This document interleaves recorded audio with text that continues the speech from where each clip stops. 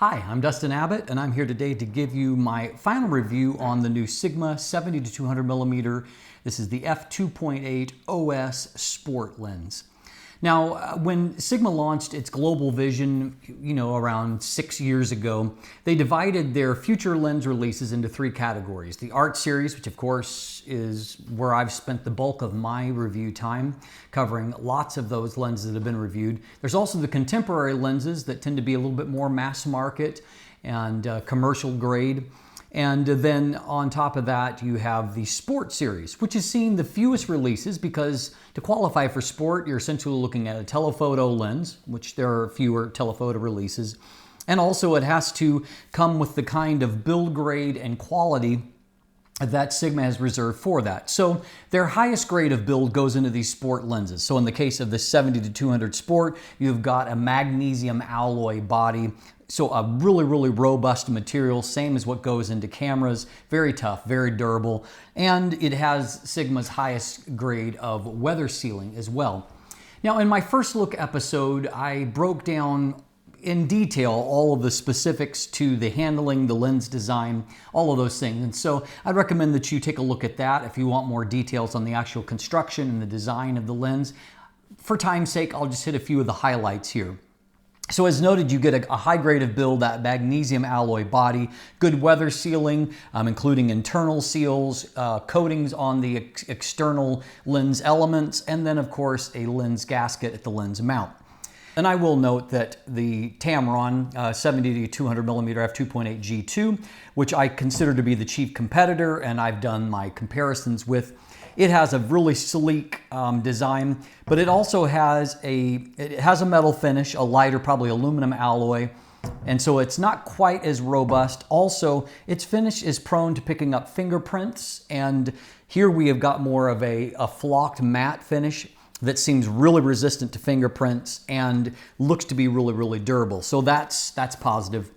The trade-off, however, is that although this was already a large and heavy category of lens, Sigma has managed to make it larger and heavier yet. And so on average, if you compare it with the Tamron or the Canon L lens F2.8, the newest Nikon Nikkor lens, you're looking at between 300 and 400 additional grams of weight, a half pound or so of the Sigma being heavier compared to the others. And so it is definitely towards the top, or definitely at the top of the class when it comes to weight and size. It's nearly 4 pounds, 1.8 kilograms.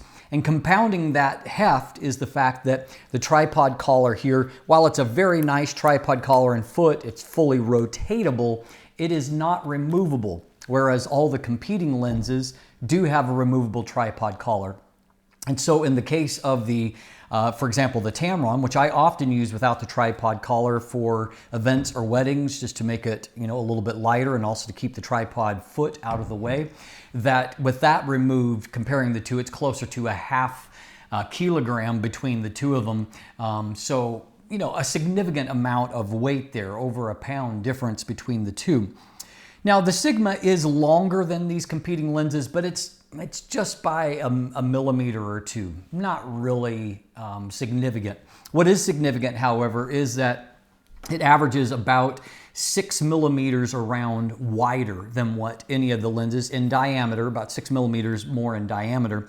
And so it grows, it's the first 70-200mm lens that I've seen grow from a 77mm filter thread to an 82mm filter thread. And so that, of course, is attested by that extra diameter. That may not be the end of the world if you're wanting to shoot all Sigma, for example, or for that matter, if you're pairing it with any of the modern 24-70mm lenses. All of the 24-70 f2.8s that have been released in the last handful of years actually have an 82mm front filter thread. So, that actually produces more rather than less commonality if you're shooting, kind of a traditional pairing of those lenses. So maybe not a huge deal.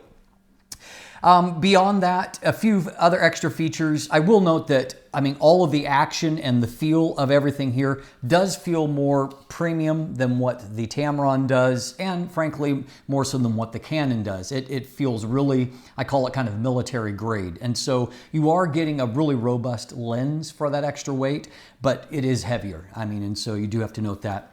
Also included now is Sigma has added a custom button that has 3 different positions, and so you can access it, depending on what shooting rotation you're in. And so you can actually program different functionality, and how you do that really is kind of camera system specific. On a Canon body, you program that through the Canon camera menu. And then if you're shooting a Nikon body, you need to use Sigma's USB dock to program that functionality. And so in the case here, I've actually, for me, I applied the ability to switch between a single shot and AF servo autofocus. And so that allows me to change things up on the fly depending on what I'm trying to do. And so valuable when it comes to that. The other thing that is a standout here that I do want to note is the fact that this Sigma lens, unlike the Tamron as a third party, is supported by Canon's lens aberration corrections. So what that means is that if you're shooting JPEGs, it's going to correct just as if it were a first-party Canon lens. So it will correct vignette, it will correct for distortion, for chromatic aberrations, and then for diffraction. Now, there really isn't hardly any chromatic aberrations to correct for. There is a bit of distortion at 70 millimeters, but it's actually better controlled than other 70-200s that I've seen. But certainly there is some vignette, and so that is something that is valuable to have, and it's a feature that Tamron cannot match. And so some value when it comes to that. I was actually surprised. I expected, because of that larger front diameter and larger filter thread, I thought we would see lower vignette and less or better light transmission compared to, say, the Tamron. In my direct head-to-head test, I really didn't see that, and so that's not necessarily an advantage, but if you're a JPEG shooter, being able to have that corrected for is an advantage. Now, an advantage that applies whether you are a RAW or a JPEG shooter is the fact that, unlike the Tamron, because the Canon camera recognizes the lens properly, it also recognizes properly when even a Canon extender is attached. Now, I'm sure that both Sigma and Tamron would recommend that you use their native extenders, and probably that does give you the best overall performance. I'm not going to gainsay that. But what I also know as a feedback from a lot of you is that if you already own a Canon extender and you're considering buying a Sigma or a Tamron lens, you would prefer to be able to use what you've already invested money in. And in this case, it actually works great with the Sigma lens, whereas it doesn't with the Tamron. The Tamron doesn't report aperture properly, it doesn't meter quite right, it just doesn't work as well. Sigma performs basically the same as what I saw with the Canon L, at least Mark II that I used, in that it focuses good, image quality looks great, everything reports properly. So a lot of good news on that front. And so even if you don't want to buy a Sigma extender and you have a Canon, you should be able to use it here without issue. Good stuff there. Also great, and a baked-in advantage for Sigma, is the fact that they do have the MC11. Now, I've tested, I think, about 4 different 70-200mm lenses via MC11 and similar adapters on a Sony body. And what I've found is that none of them really work all that fantastic until this lens. And it performs pretty close to native. IAF works well, autofocus is quick. I saw a little bit of hunting in really like low light or very strongly backlit situations. You know, typically challenging AF situations, although it did still focus or lock focus, it just hunted a little bit more. But for, you know, typical everyday stuff, autofocus was great, and no concerns there. Image quality looks good, everything reports properly. Interestingly, because some people asked questions, they wanted to know what extenders would work, you know, with MC11 on Sony. I'm sure that the Sigma probably works even better in terms of reportage and all of that, but I can happily report that the Canon extender, Sigma MC11, this lens, and a Sony body actually works really great. And the only negative that I saw is that the lens no longer reports properly as being the Sigma 70-200 Sport. Instead, it reports as, focal length is appropriate. I think it reports as a 98-280mm DT SAM f4 lens. So the designation isn't proper, but all of the right pieces are there. And so everything focuses fine and image quality remains really strong. And so, a pleasant surprise there. Now, Sigma also offers a custom button, and so you can program different functionality to that. You are going to need the USB dock to use that, but I do want to have a quick discussion on both of those things. The first thing that I locked into there via the USB dock is there is an option to prioritize autofocus speed. The default setting in the lens is to balance between speed and accuracy as much as possible. Through the USB dock, you have the option to bias it in either one of those directions. A lot of Sigma sport shooters have noted, because it's typically the sport lenses that have this option, that unlocking the faster speed is the way to go. You do get a little bit faster speed, and you don't seem to really lose autofocus accuracy. And so, you might want to play with that because your mileage may vary, but I've done that and it does make a mild difference. Autofocus speed is not terribly different between these lenses. It's not terribly different across any of them. And so autofocus speed is good, and fortunately autofocus accuracy, as has been the trend in the last year that I've seen from Sigma, autofocus accuracy seems to be quite good. And I had to make very, very minor tweaks, but for the most part, right out of the box, autofocus has been quite good. Had a tiny bit of front focus, but nothing significant. And so, yeah, good things when it comes to that. The second thing that I programmed into there was a third optical stabilizer mode. Now you have another switch on the side of the lens that allows you to choose between the standard mode and then a panning specific mode. The third option that I programmed to C2 on this lens is one that just prioritizes stabilizing the image at capture, not stabilizing the viewfinder. And so right now I've got that mode engaged. And if I am looking through the viewfinder, things are moving around a little bit. It's just relying on my hand holding ability. And so what it does, however, is that it gives you a little bit better image stabilization at capture compared to other modes. So let me give you this case in point here. I shot these two shots with the standard mode, and then I clicked into the C2 there in that capture priority mode. So I was about waist deep in snow. It was about -20 outside, and I was shooting for this example. So kind of an extreme situation, 200 millimeters, about 1/13 of a second, these ice covered branches. In the standard mode, you can very clearly see motion blur. And I tried a couple of those and I got the same result. I switched into the C2 or the capture priority as I've got it programmed. And as you can see, I got a much better result. And so if, now the flip side of that is if you're going to shoot handheld video, this is the worst option for that. But the fact that you can control that by a switch is nice. Tamron handles that, and maybe arguably a better way. They actually have 3 different modes on the actual switch for their VC, and you can program that third option depending on what your priority is. And so anyway, but 2 different approaches, kind of the same end result. But certainly that is worth noting, because Sigma is rated for 4 stops of image stabilization at that mark.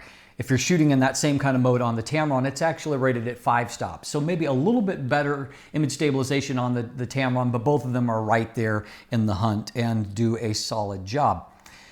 Now, in a secondary episode, actually a couple of episodes, because this is kind of a big comparison. There's a lot of variables here, and so I did one episode where I looked at the resolution between these 2 lenses and broke down the 70-200 Sport, and then a second one where I looked at the rendering. In that first episode, what I noted is that at 70 millimeters, the lenses are roughly equal. Sigma has a little bit less distortion, and to stop down, the Tamron is maybe a little bit sharper, but it varies depending on where you're looking at on the frame. And that's kind of the challenge that, sometimes if you look at just one section of the frame, one or the other looks better. If you look across the whole frame, sometimes it balances out, and that's what I found there. At 100 millimeters, the Tamron was actually a little bit sharper, both wide open and stopped down a little bit. At 135 millimeters, the Sigma was better wide open, but the Tamron caught up more at f4 and even surpassed a little bit, so it made a bigger gain stop down than what the Sigma did. At 200 millimeters, the Sigma, I found the Sigma was stronger. It was a little bit stronger in the center, definitely stronger in the edges, and stop down, that continued to be the case. And of course that translated because if you're putting an extender on there, it's because you want extra reach, so you're most likely to be shooting at the long telephoto end. So at 280 millimeters with the extender attached, I found that the Sigma similarly had better performance compared to the Tamron. Now, I noted just yesterday that Brian Carnathan had published his chart testing of these two lenses, or really this one, and added to, compared to that. And he actually found with his copies that the G2 lens was a little bit sharper, basically across the focal range, including at 200 millimeters. I didn't find that personally, so remember, your mileage may vary depending on a specific copy. Bottom line is that the Sigma delivers a really, really strong optical performance across the frame. I would say it's better on the wide end than what the Canon is, and about the same on the telephoto end. But of course, none of these wins are by a big margin. And we live in this period where it's really a law of diminishing returns. I mean, image quality has gotten pretty much as good as what it's going to get. And so I wouldn't say that you get, you have a larger, heavier lens in the Sigma. Unfortunately, it doesn't translate into demonstrably better optical performance. I think that there are advantages here, as I've detailed, and I think that the build is more robust, but you aren't necessarily getting, an out-of-the-park better performance compared to other 70 to 200 millimeters. At the same time, Sigma's previous 70 to 200 was lagging way behind them. Now the Sport is arguably near the very front of the pack, if not the best. So, a nice gain there. In the second episode, we took a look at rendering. And one of the things that I highlighted there is that the Sigma, unlike the Tamron, does not suffer from focus breathing. So at close focus distances, you're getting the full 200 millimeters, for example. The Tamron does focus breathe fairly extensively. The trade-off for that, however, it's a little bit more complicated than just that single answer. The Tamron took a lot of heat over its focus breathing. Kind of the flip side of that, however, is that if you're 10 to 20 feet away from your subject, maybe in a room, and you're trying to fit as much as you can at 70 millimeters, the Tamron is significantly wider at 70 millimeters than what the Sigma is, probably due to that same focus breathing issue. And so it becomes a net positive if you can't back up further and you're trying to fit more in the frame. The other thing is that because Tamron is designed with some floating elements, and that's part of the issue that's there, but it's also the flip side is it's a little bit sharper at minimum focus distance, has better contrast, better image quality at minimum than what the Sigma does. And so, again, it's complicated. Bokeh quality, I compared that. There's not really a significant difference between the two. I mean, it's subjective anyway. Both of them are good, but not as good as what a prime lens would be at an equivalent focal length. And that's kind of the trade-off of having lots of elements and having, a big focal range. And so I would say, as far as Sigma goes, I prefer the Bokeh from their 105 millimeter or 135 millimeter art primes than what I do this lens, but it's very good. As you can see from these portrait shots, it's a very nice portrait lens and does a really good job. So no real complaints when it comes to that. I was surprised to find that light transmission, if anything, slightly favored the Tamron. It's not by much, but it actually always metered with a little bit faster shutter speed than what the Sigma did. So once again, that bigger front element didn't necessarily translate in better light transmission. Maybe the trade-off is the fact that the Sigma is the most complex. It's got 24 elements in 22 groups as compared to 23 elements in 17 groups for the Tamron. So maybe that, might be the factor there. What I also found, as noted, there's next to no either longitudinal or lateral chromatic aberrations, no issues there. Distortion is well controlled on the Sigma, probably the best of what I've seen of the 70 to 200s. And so, a lot of good things going on there. No serious optical shortcoming that I can point to and say this is a big problem. I didn't see anything like that. And so good results all around when it comes to those things. Now, when it comes to autofocus performance, autofocus accuracy has been good. Autofocus speed, as noted, is about the same between these lenses, which it's about the same across any of them. I found I had no issues with moving to outer points, and you know, it has a full range of support of autofocus points on my 5D Mark IV, and I had good autofocus accuracy even moving to outer points. On the Sony, obviously different technology, so I had no autofocus issues when it comes to that. As far as video work goes, as you can see from some of this footage, it produces beautiful looking video footage. Obviously, in most cases, you're going to be working off of a tripod or something similar as opposed to a gimbal. A lens like this is not going to balance very well on standard gimbals, and so it's not the best for that. But it does produce good image quality results or video results when it comes to that. So at the end of the day, Sigma has done what it needed to do. It's built a great lens. And so if you're trying to decide between these lenses, let's talk about money for a moment. In the US market, $12.99 for US dollars for this lens, $14.99 for the Sigma. So Tamron does have a bit of an advantage. It's been on the market for a little while now. It's less expensive. And so if you're looking for a value, the Tamron is still a fantastic value. If you don't mind weight and you want a little bit more robust lens and maybe a hair higher performing lens, for $200 more, I think the Sigma definitely justifies its expense. And I would say it really justifies that expense if you've got an extender already on hand that you'd like to use. And if you want to use it on Sony, it's also, it's definitely the option to go with there. It works better than any of the comparisons. And of course, if you're looking at first-party lenses, Canon comes in at about $2,100 US, and the Nikon is almost $2,800. And so if you're a Nikon shooter watching this, is the Nikkor lens $1,300 better than the Sigma? I would have to say no way. And so if you're a Nikon shooter, I think that this should be really a strong consideration for you. So at the end of the day, it's a good lens. It's got a lot of great things going for it, and I've certainly enjoyed using it. If you look in the description down below, you can find linkage to my full written review. There'll be things that I cover there that I didn't include here. There's also linkage to an image gallery. Some of the images I show in this video are kind of fleeting. You can look a little bit more at your own leisure at images there. There's also buying links if you'd like to purchase one for yourself. And you can also find linkage there to follow me on social media, including now on Instagram. You can become a patron. And for my patrons, you get sneak preview of upcoming content, a chance to interact with me before the public does on that. And so I think it's worth it, and always appreciate your support. And of course, if you haven't already, please click that subscribe button right here on YouTube. Thanks for watching. Have a great day.